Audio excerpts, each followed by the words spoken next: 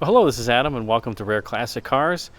Today, something that I just procured, and people ask me, where do I find cars? Well, this one came from Facebook Marketplace, of all places, and it's amazing what you find on there because they only made 3,800 of these 1968 Mercury Marquis from the factory, and according to the Marty report, this is one of 150 that is finished in Wellington blue, and I think about one of 30 that's Wellington blue with the white ivory top. So super rare car. It's obviously missing the white walls. I need to get white walls. On this side, the previous owner just put some tires on it so that it was drivable. But Wellington blue is, I would say, one of, if not my favorite color for these cars. It just looks so awesome, and it looks so much better with white walls too. This car, I would say cosmetically, I bought it sight unseen. It came from Maryland. And I would say cosmetically it's better than I thought. The bumpers, the top, the paint, the trim is all in really, really nice shape. The drivability, though, I would say is not great. It barely accelerates. The carburetor is definitely gummy. I don't know how people, they always drive these things around. I've bought all the cars I bought. I think I've bought a literal 2 that were in good driving condition. The rest of them needed a tune-up. Most of them needed a carburetor rebuild. This one definitely needs a carburetor rebuild. Does not run right. Motor's quiet though. It idles smoothly. The power piston must be stuck because it runs super lean when you step on the gas. But I just love these, and I found it on Facebook Marketplace. I got an alert within 3 hours of it being posted. And I contacted the seller, and when you see a car like this at a good price, you have to move fast. So I bought it in a day. And got shipped to me.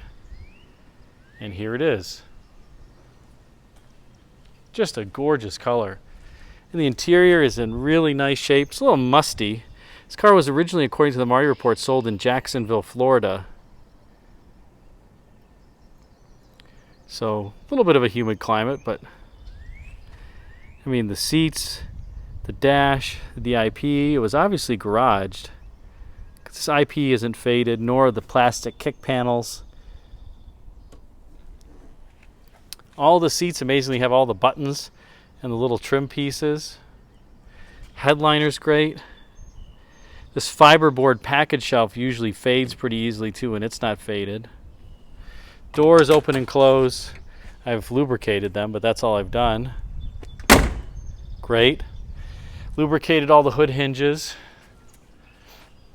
Gave it a wash.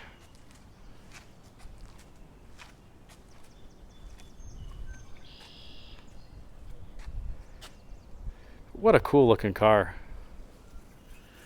Absolutely awesome.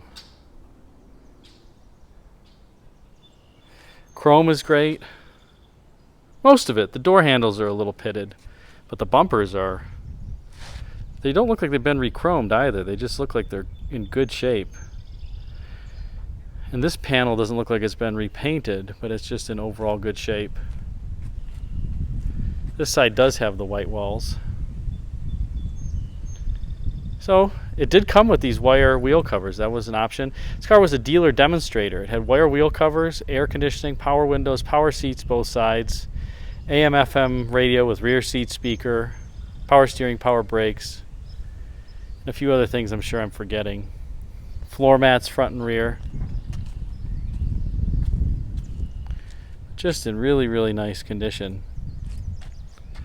See, the wheels perfect. Dash is really nice.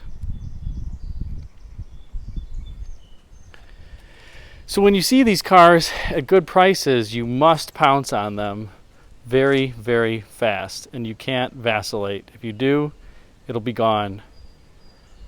I was the first person who contacted the owner, and luckily we struck a deal, and he was willing to negotiate on his asking price, even though he had quite a few people who were interested in it already. So I'm very happy with it. Like I said, it doesn't run well at all. It's basically, if you step on the gas, it pretty much stalls once it's warm. So it's either a fuel pump or a carburetor. No big deal. The engine's quiet.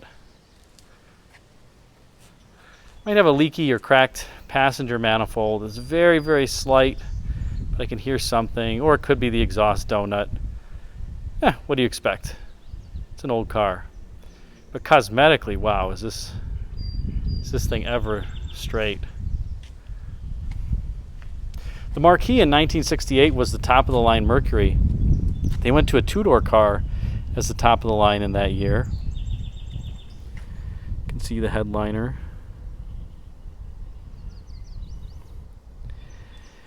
And obviously most people are familiar with the Grand Marquis, but this was its predecessor. It was a two-door car. Grand Marquis was a trim level option that came around in 1974. So this is how the Marquis started. 1968 was the second year. 67 was the first year for it. And they're pretty similar. They have the similar roof line, the 68 and 67. They do have a different front end. Different badging and emblems. And then the rear area is pretty similar, but this does have another detail in the taillights. This piece here, the stainless piece, that's non-existent on the 67s. And I love ingenious cost savings. If you got a low-end Mercury, you didn't get these end trim pieces on either side. If you got a Monterey or Montclair, you only got that if you got a Park Lane or a Marquis. Pretty humorous. But all of the, the bumpers, these taillight end caps, the taillights themselves, the rubber gaskets, all that looks great.